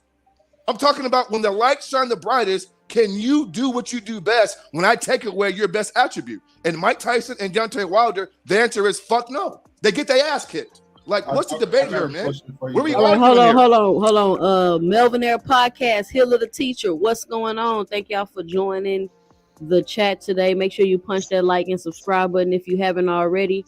And Mr. Moss, I hear everything you're saying. I'm gonna let everybody else go, but I just want to respond to that. Is that Okay. You're right. Boxers do go through a lot of things. Boxers do experience things, but the way each boxer responds is different. And I've heard Mike Tyson his own self say that after a certain point in his career, after going through so much that he went through, he didn't give a damn about boxing anymore. He wasn't even training. He was getting in the ring out of shape just for a paycheck. Mm-hmm. Now, I understand once you sign the contract and you get in the ring, it is what it is. You're absolutely right about that. But I'm also not going to ignore all the other aspects and components that played into why his performance was the way that it was. And I think to put Deontay Wilder and Mike Tyson in the same boat is not fair. Mike Tyson had skill. He had a whole style that he perfected, the peekaboo style. What style does Deontay Wilder got? I don't know what you call a style. Get walked down and land a lucky ass punch. That's what exactly, and that's my whole point. You can call out what Mike Tyson's style was, but I see Claymore and Coach Eddie wanted to say something. Y'all go ahead. Okay. And I respect all you guys' opinion for the record, man. You guys all making great points. We just disagree on a few things, just for the record. Oh yeah, for sure. And I've heard this argument before, so I get the where it's coming from. I really do. And Mike Tyson earned that criticism that you're giving him. He earned it. It's not like he didn't earn it. You know what I'm saying? Okay. He played for with sure, his career. I'm just separating him and Deontay to say that he was capable. He just literally played with his talent that he was given, with his skills that he had. He played himself. Deontay never had skills. You feel what I'm saying? Like that's a fair. You know what, man? I can take that, bro. That's fair. He just worked with what he had, which is okay. That's fair. You know what I'm saying? Like, if anything, Deontay has more of an excuse than Mike Tyson. You know what I'm saying? Mike Tyson really should have been way better. I agree with you, man. He played with. He did. Can I ask you a question, if it's okay, man? In the sport of boxing, especially at that weight class, if one punch can change everything in your life, and we know the heavyweights are just exciting and knockouts, then even if you were fighting for the paycheck and a big payday, I mean, aren't you playing with fire? I mean, isn't that a knock versus a boxer in itself? Absolutely. Okay. Absolutely. When you sniff in a half an ounce of cocaine, right? You risking your life. So he had a He pattern, right, that he was following pretty closely. Like, he was living on the edge. He definitely was doing. When you sleeping with two tigers in your bed, sleeping with two tigers in your bed, that's a risk. So it doesn't shock me that he was in the ring, cool, putting his life on the line. Yeah, he wasn't the most respectful. He definitely wasn't. Yeah, definitely wasn't. So, Mr. Moss, I want to ask you a question. Of course, bro. Yeah, for sure. What's going on? Salute. Make sure you punch that like and subscribe button. Who's your favorite heavyweight of all time? My favorite heavyweight of all time, just with the total package, power, boxing, everything. Just whoever you like. Yeah. I got you, bro. I'm a for me, it's I got two, man. If it's okay, it's Evander Holyfield. Okay. And I lean towards Lennox Lewis, but then I kind of want to put George Foreman in there as well. But I think that Lewis and Holyfield were smaller guys, and they can do more with countering. They're better counter punchers, and they can lead, and they have power. Whereas George was just come forward and beat your ass. And so I'm gonna lean towards Lennox Lewis and Holyfield, but I got a big soft spot, man, for George Foreman. That's just me, though. That's just me. Okay, no, I mean, George Foreman. If I flipped it on you, bro, I mean, like, what would you say? Who's your favorite heavyweight fighter of all time? My favorite, yeah, I'm gonna say Muhammad Ali. Muhammad Ali. I'm going, You said heavyweight, right? Yeah, I'm gonna say yeah. course. Can I ask why? I mean, Muhammad Ali fought everybody for decades, man, and he gave Okay. and but yes, he got losses, but he's fought everybody and was damn near and gave everything to the sport and took it to where it's at, and pretty much has wins against everybody. Is that the measuring stick though? Is because he fought everybody? Because for me, I mean, competition does matter, but I look at record, I look at skill set, I look at achievements, I look at I look at the total package, and I feel like sometimes Muhammad Ali gets praised for more so what he did outside the ring, because inside the ring, Muhammad Ali has flaws, a lot of them. And so I'm curious here. I mean, Okay, Well, boxers don't have flaws though. No. It's about who has less flaws, though. 2 cents. Who has less flaws? So here's the thing about the flaws, Mr. Ross, right? Your favorite two are Lennox Lewis and Evander Holyfield. Now, I'm not trying to start on that, but I'm say this: if you take those two in their prime, and I take Muhammad Ali and Mike Tyson in their prime, I'm taking my two with flaws and all. All I got to do for Mike is hide the Coke spoon, tell him no hoes, get rid of the tie, and bring Casamado back. I'm willing to take that. All I got to do for Muhammad Ali, tell him stop talking, close your mouth. I'm taking that. They because it's look, as many flaws as they have, when they're on, they're on. All those counters and you're not gonna have time to do all that if Mike Tyson is doing what he's doing and he's got his feelings. So I'm only gonna take that because but that doesn't discredit Lewis and Holyfield. No, it doesn't discredit, but also can I just tell you that we're talking about fighters. We're not talking about who the best was, right? We're not talking about who the best fighter of all time was. We're talking about who the favorite fighter is. Well, I factor in the best too because listen, I mean, it's one thing to like somebody, but I have to be able to like your style. And he just said if Tyson is on his A gang, he pretty much is saying that there's nothing that Lennox Lewis and Holyfield can do. And I don't agree with that. But I could be wrong. I think that Lewis and Holyfield have a jab to keep Tyson at bay. They can counterpunch. They have good enough defense, and they had a good enough chin to withstand Mike Tyson's, entourage. And so, what fighter? Hold on, bro.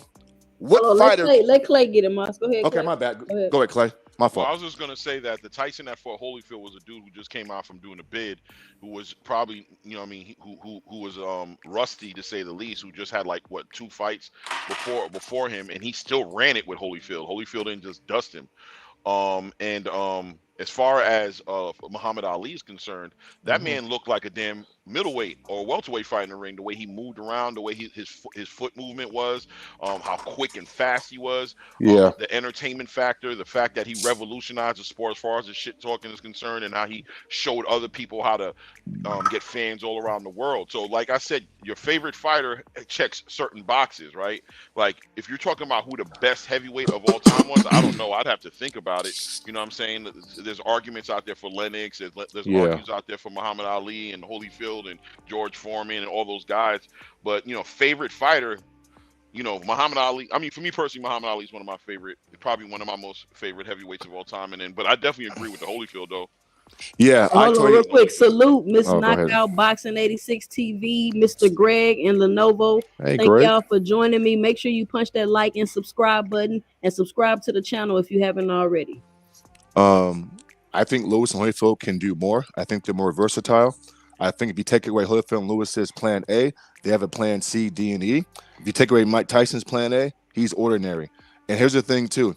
Everybody got a plan today, I know. But, they get punched in the mouth. I know, but we've seen, but respectfully, we've seen Holyfield and Lennox Lewis have to go to a plan B or C. When Tyson has to do that, it's like he's in deep waters and he's lost.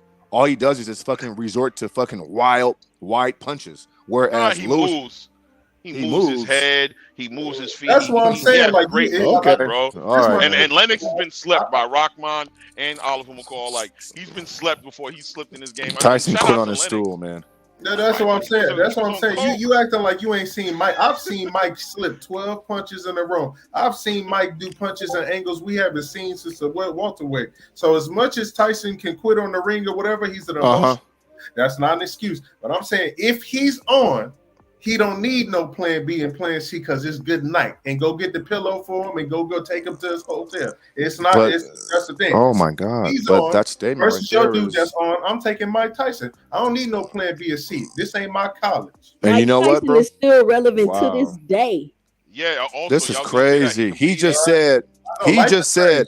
It's He all just good. said. Hold on. He just said, "quote Mike Tyson or doesn't need a plan B," and Don't that's need the issue in boxing right now. Too many fighters are one dimensional, and when you take it away, they look ordinary, bro. I mean, This is wouldn't the boxing. problem This in is boxing be boxing, the bro. This is promotional team, boxing. though, brother? It's a promotional team because at the end of What the do you mean day, promotional? it's a lot of things wrong with boxing. These fighters, of course, want to be better fighters, but if you can't get in the ring to fight and get better, then how is it on? You know what I'm saying? We can't just put on the boxers. You don't get better in the ring, bro. You get better in sparring and behind the scenes, bro. I mean, Yeah, but we all know that.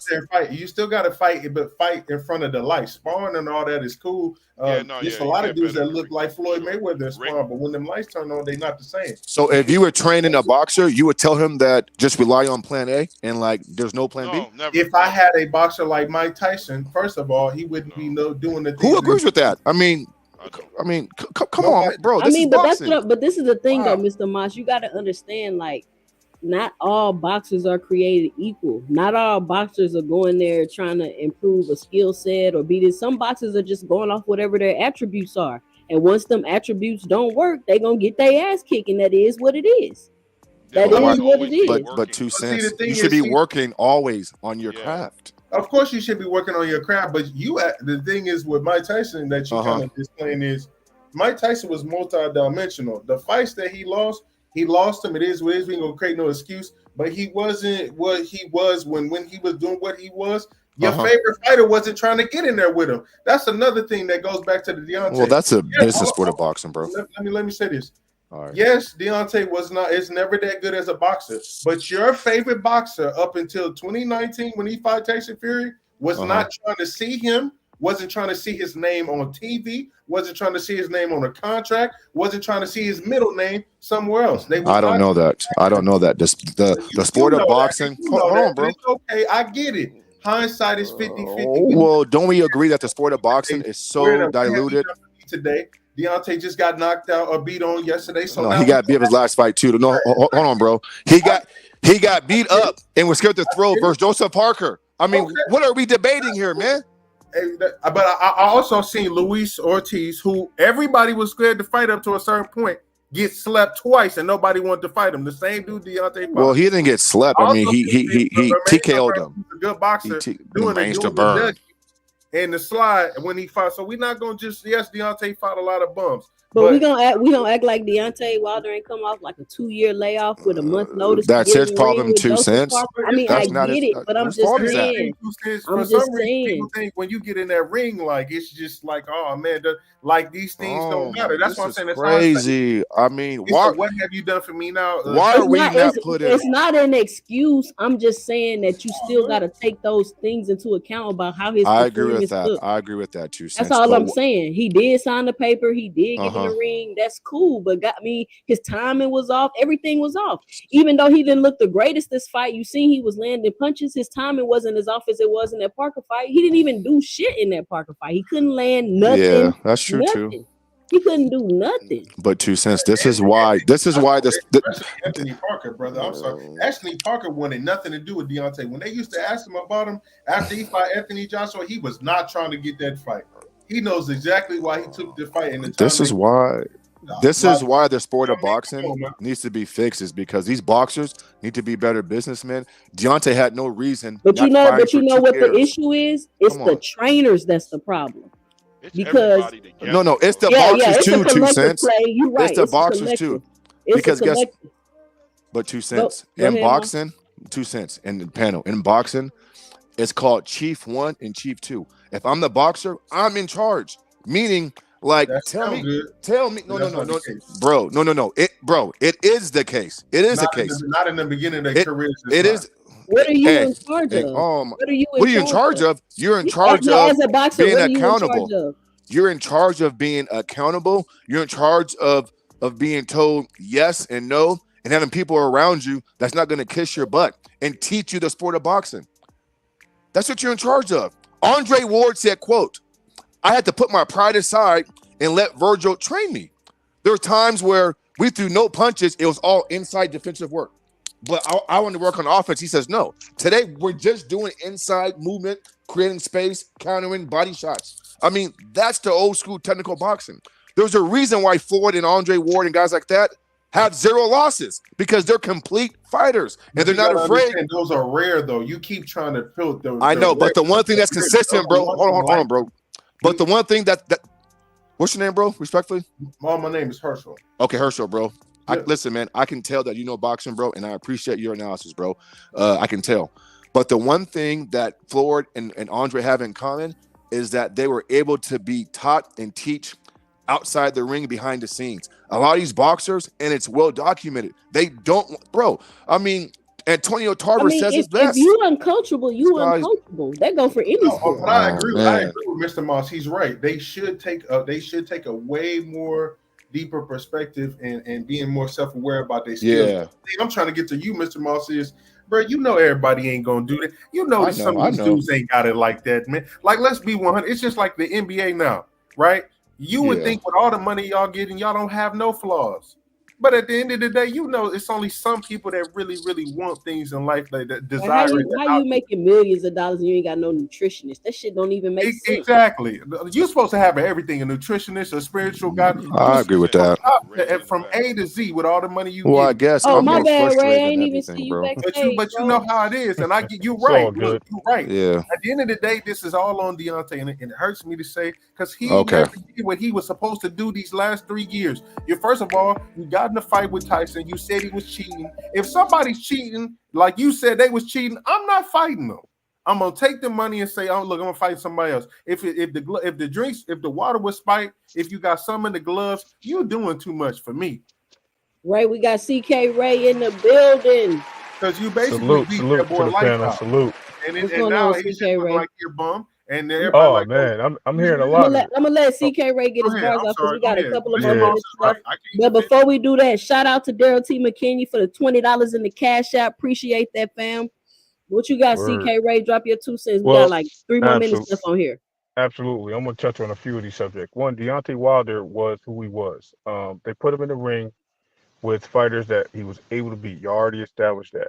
What the point we're missing is he is not the same fighter since he went into his hiatus in Costa Rica and all that and did his meditations. He became more, I would say, more mentally soft, lost his killer instinct, and he is not that guy. I talked to this with the host of the channel I'm on. I'm the co-host, by the way. Man, y'all boxers, y'all gotta hold on to them traumas to your career. Right. You can't be crying and doing all that stuff, you know what I mean, on camera and feeling bad for people you're hurting, man. You're in a hurt business. That's your job. And to start pulling that out of the hat, man, that's changing everything. As far as Mike Tyson, no comparison. Mike Tyson he was an athletic freak of nature. My opinion, I definitely say Holyfield was the only guy that I think had his card back when he was Iron Mike. I don't think Lennox Lewis had a chance. I don't think Riddick Bowe had a chance. I think he would have made Riddick Bowe cry. I think a lot of these fighters were scared of Mike. They were scared of Deontay because he was knocking people out. I get that, but once he fell in, once they figured him out and they figured that this guy's just a paw and a big punch, it's been over for him, bro. Nobody fears him anymore. And the biggest thing in heavyweight boxing is being the king is people fearing you. I don't think Anthony Joshua ever feared him. I just think the money wasn't right for that fight, and that just didn't work out. But everyone else, bro, they feared that dude. No, I think Anthony Joshua didn't. Nah, I don't think so. I don't think so. You can't even say Deontay Wilder middle name around Anthony Joshua. Hell no. I ain't Anthony Joshua ain't want that seat. Okay. Listen. He wouldn't even look at him. Look, because why Anthony Joshua didn't fight him after he lost the Parker? He wouldn't even look at him. A big money fight. I could put some perspective on this conversation just to say that Anthony Joshua and Deontay Wilder were in 2 different conversations, bro. Where Anthony Joshua was in his career and where Deontay Wilder was in his career at the time, Anthony was working on being the biggest heavyweight star in the world and fight, and he had enough work to keep to raise his status over there in the UK. The only way that fight would have happened is if he would have like derailed what him and Eddie Hearn had planned for him, which was enormous in comparison to Deontay Wilder, who was a WBC champion in America, who was fighting tomato cans. Listen, at the end of the day, if the money was right and the business made sense, it probably would have happened. But Deontay had to wait the same way Errol Spence made Terence Crawford wait when Terence was screaming at him and Errol was like, "Yo, bro, I'm doing what I'm doing over here first. Once I'm done doing what I'm doing over here, we can talk." And people were saying, "Oh, he's doing this." No, he wasn't. He was handling when your team sits you down and has a game plan for you on how they're gonna get you to be. When you're a legacy driven fighter now, keep in mind, not just money driven. When you're legacy driven, then you go on like Errol Spence did, strap season. I'm going to get these belts first. I'm going to fight the fights I need to fight to get me where I need to get. Then I'm going to come get your little belt from you. I don't think it had nothing to do with fear, like I'm staying away from this man. Come on, man. Anthony Joshua's not scared, Claymore. I don't want to stop you from cooking. Just let me know when I can go. I want to go ahead, go now. Well, go ahead and finish up because it's 7 o'clock. Go ahead. No, go ahead, bro. Go ahead. I want to hear what you got. Okay, no, first, let me say this, man. In the history of boxing, I don't think I ever seen a dude more scared of another man's energy in my life. I'm gonna give you an example, right? The whole, oh man, if they give me 50 mil, I'll fight.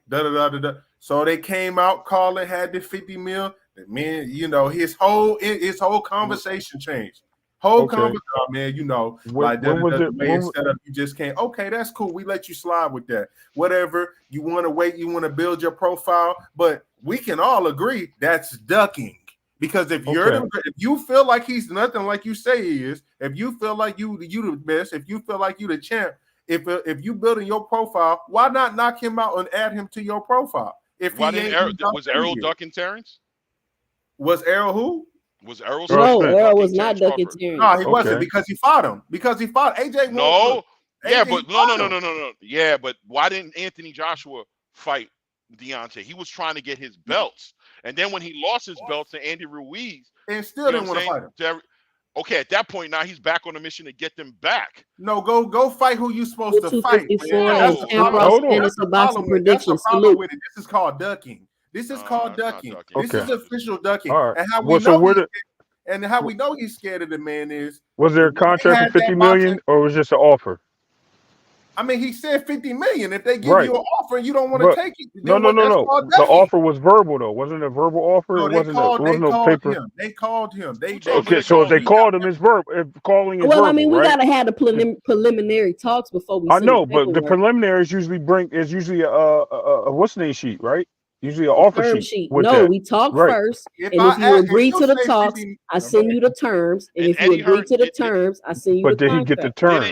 He didn't agree to the talks. No, Eddie Hearn was talking with him. We not Anthony. Eddie Hearn was the manager, and Eddie Hearn did speak to him, and he spoke on that. He said, "I spoke to them, and I said, this is what I need. I need to see the money, where the money's coming from, or that the money's been secured. Show me that it's in an escrow somewhere, that you got $50 million to give my client, and then we can start talking. And then I need to know about a venue. Show me the venue that you guys are talking about making this fight. Other than that, you said, hold on. You said for what? Listen, why? Because I could be making other fights like I was doing, getting my fighter paid rather than holding up based on your word. Well, okay. So I know where you're about to go. I know where you're about to go. All right, I'm sorry. I know where you're about to go. But and I'm an Earl Spence fan. Didn't Earl do the same thing to Terence when he said he had a bag, 25 mil each? He did the same thing. He said, where the money coming from? He said, where the money coming from? I need to see where this coming from. And then later we found out that was some bullshit that he was talking about. No, it wasn't bullshit. Now we found out what it seems like it was this dude from Saudi Arabia. Right. But it wasn't bullshit. That's not what it was. It wasn't bullshit. It was just that you could read the Twitter where Errol said, all money ain't good money. Talk to Al. That's what he said. Yeah, but then Crawford did the thing and was like, oh, I found out it was a hedge fund and they would have wanted their money back and all this other shit. So if it was Turkey, it was Turkey, but that ain't what Crawford was saying. He said he had two. He said he had two resources for it. The big It thing wasn't just was one. the big thing that got in the way of us finding out about that 25 mil was Terrence being stubborn and not wanting to fuck with Al and wanting Errol to do something that Errol wasn't willing to do, which I think is fair across the table. Like, I think it was fair that Errol was like, I'm not doing it without my manager, because that's why he hired him. Why circumvent my Right. manager?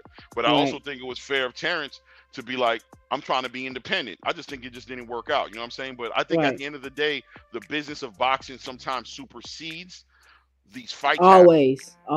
Right. I mean, yes, the business of boxing supersedes super situations. But the thing is, Errol Spence was never scared of Terence Crawford. Anthony Joshua was scared of Deontay Wilder. He wouldn't even look them. He wouldn't even look the man in the eye when they was at the same the conference. He was staring at him the whole time. He could sense the whole time he was afraid. You could just feel it. Even Big Baby, but we know he be popping. He dirty. It is what it is. Even Big Baby's like, yo, old dude is scared. So no, man, we gotta call it what it was. That's why he smiled when he said that, right? Like, yeah, okay. Listen. We gotta call it what it was, man. Okay. Listen, I can't argue your opinion. You have yours. I have mine. You have yours, bro. I can't argue your opinion, dog. But the thing is, it's not about opinion. Like, bro, we've seen this. It's not like I'm saying nothing that I'm just coming. No, man, we seen this. Everybody named Mama know that man was scared of Deontay Wilder, which is why he fought Tyson Fury in the first place, because old dude was ducking. Yeah. But all right, y'all. Thank y'all for coming up here with me to cook. Y'all can meet me here next Sunday again at 5 p.m. Listen, I had a good time today. We had a good cook. We had a good little debate going back and forth. Thank everybody for coming through, dropping their 2 cents. We had a good time today. Make sure you punch that like and subscribe button.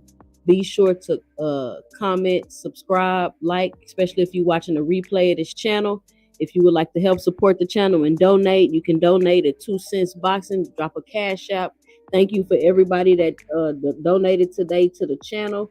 Daryl McKinley and Ray Davis, appreciate the cash app. All of that will go to increasing the audio and visual quality of this channel. Listen, if you're listening to the replay of this live, be sure to punch that like and subscribe button, and be sure to let me know and drop it below your 2 cents. And I'll see you guys here next Sunday at the same time, 5 p.m.